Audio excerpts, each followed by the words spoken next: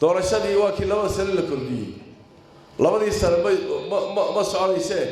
waxa weeye sanad gudaheed baa lagu qabanaya wasiirka wasaaradda ganacsiga Somaliland Maxamuud Xasan Sacad Saacin oo maanta munaasabad kaga soo qayb galay magaalada Boorama ayaa waxa uu markii ugu horeysay ka hadlay labada doorasho ee madaxtooyada iyo ururada siyaasadda iyo waliba sidoo kale tafurista ururada mid soo horeynaysa sidoo kalena waxa uu fariin u diray mas'uuliyiinta xisbiyada mucaaridka wuxuuna yiri waxaan idin sheegayaa doorashadii waa kii laba sano la kordhiyay labadii sano ma soconaysee waxa weeye sanad gudaheed baa lagu qabanaya diiwaangelintii baa bilaabaysa doorashadii ururada ku xigay tii madaxweynuhuna sanad in ka yar bay ku dhacaysa waxaad maqashiin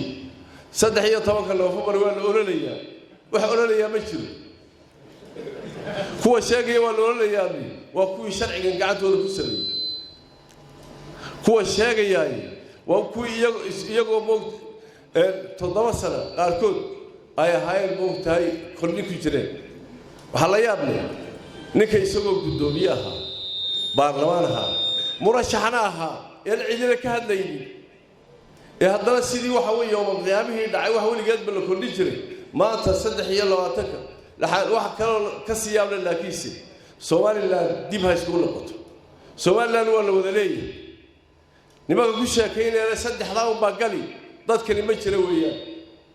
barina uu jira galbeedna uu jira xaqna uu leeyahay waana leedahay cid ka hadli kartana ma jirto